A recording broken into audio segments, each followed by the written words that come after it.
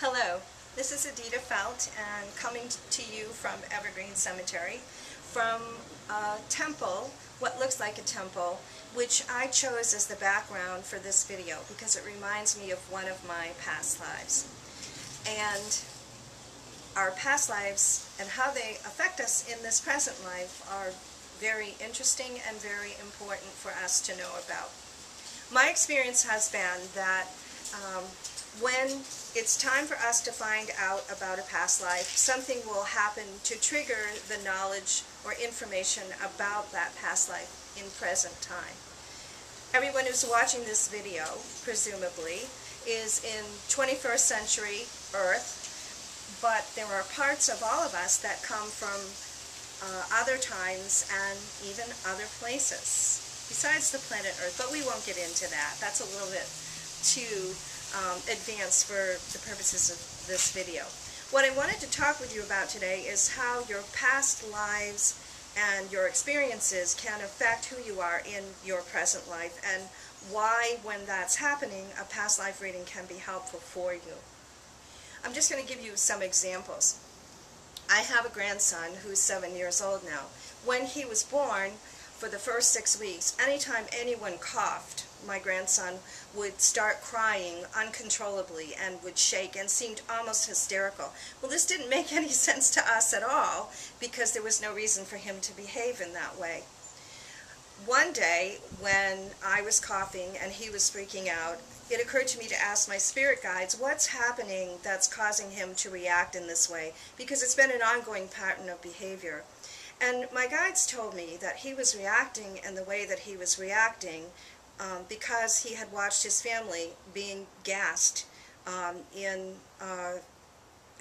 one of the gas chambers during the Second World War. They actually showed me a scene of people standing around coughing and choking, and then they showed me him. So I understood that that's the last thing that he had seen in the previous lifetime. Because it was the last thing that he had seen in the previous lifetime, it had left like an imprint on the soul, so that when he heard people cough, it was really scary to him. What we chose to do with my grandson was to, whenever that would occur, whenever somebody would cough and he would get nervous, we would say to him very calmly, that was in a previous life and not in this lifetime. That was then and this is now. You have parents and family to love you and take care of you now. Everything is fine. And we also said that to him when he was sleeping. I'd say we probably did this for about a month. And by the time he was about 3 months old, he no longer had this reaction to people coughing around him. That's a really good example of how what I call schmutzy, leftover stuff from a past life can affect us in the present life. Another example I would give you is a woman who came to me. She was very anxious, and she had been getting medication for anxiety for a while now, and gone to counseling and had tried thought substitution. Nothing seemed to be working, and all her anxiety was centered around one of her children. Now, of course, when I did the reading for her, I didn't know that.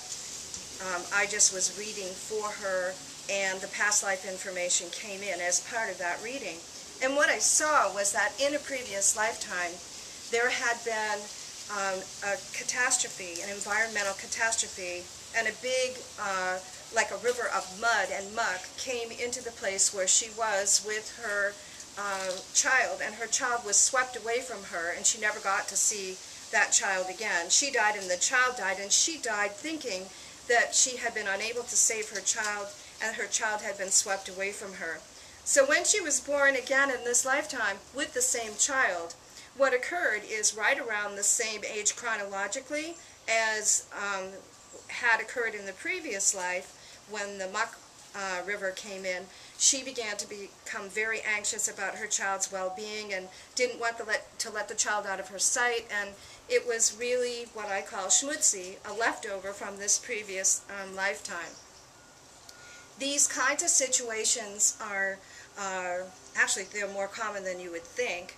I think that several times in my own life I have been struggling with some emotional issue in the context of a relationship, only to realize that the roots of that particular conflict in that particular relationship didn't come from this lifetime at all. It came from a previous lifetime, and that was why I was struggling and couldn't come to any kind of conclusion.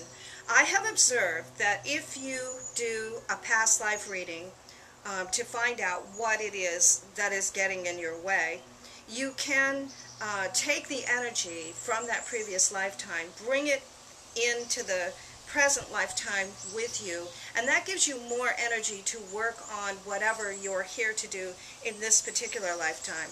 You can do this with a hypnotic past life regression.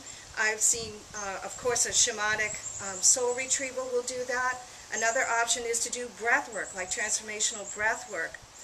Sometimes we will spontaneously, when we're doing transformational breath work, we spontaneously regress into a previous lifetime and relive some aspect of that lifetime. I actually had that happen to me when I spontaneously, during a breath session, went back into a previous lifetime where I had been a person who knew the future, like I do now sometimes, and the Duke in the country that I lived in heard about a prediction that I had made, and it was something about him and it was not good, and he had me thrown in a dungeon, and I died of something called the black rot. In my spontaneous regression in breathwork, I went back to that dungeon and I was feeling myself in that dungeon, and I could see into my lungs and see that my lungs had black rotted tissue in there, and that's what they called it, the black rot.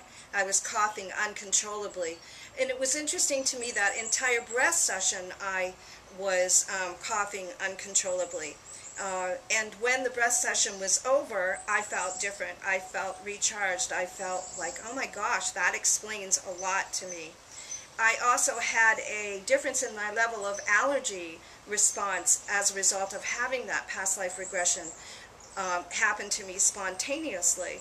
So be aware that you may have symptoms in your body this time that don't originate from this time, that may be from a previous lifetime, something that you may have experienced in a previous lifetime.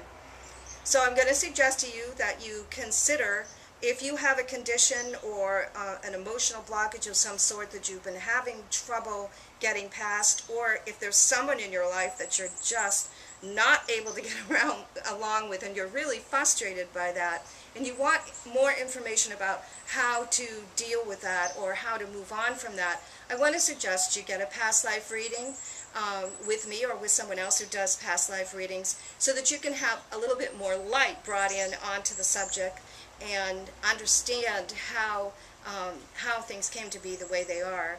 The other nice thing about past life readings, of course, is that you can have a sense of where you've been strong before in previous lifetimes. What have you learned from previous lifetimes that you brought with you into this lifetime that you maybe didn't know about, that might be a source of strength for you in a time of difficulty or transition?